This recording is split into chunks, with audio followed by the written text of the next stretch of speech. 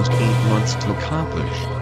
An initial short thrust towards Mars was probably used the strong gravitational field close to Earth. After that, the craft was coasting for 8 months in an elliptical orbit to Mars with its main drives turned off. Later trips to Mars by the joint Soviet-American craft in 1952 and by the Vatican craft of the Marconi project from Argentina in 1956 reached Mars in only 2 to 3 days, because their drives were working during the whole flight, accelerating in the first half and decelerating in the second. Smaller color converters were probably used to power the system's life support equipment on board.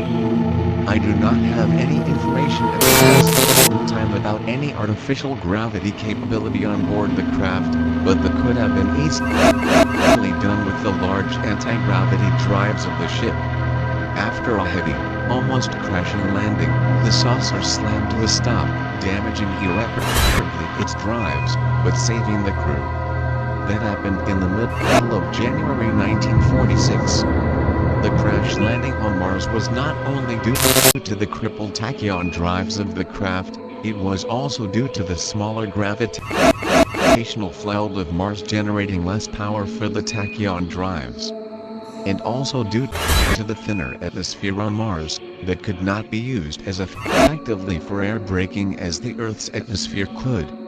The craft was shaped as a giant saucer, a form that is very efficient as an air brake. When it is entered into the atmosphere with its luge cross-section perpendicular to the trajectory of descent.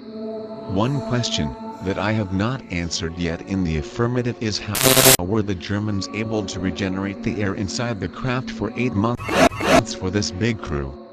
Quite probably they were using advanced life support systems, developed initially for their larger Walter turbine and free energy submarines that were cruising the oceans without resurfacing.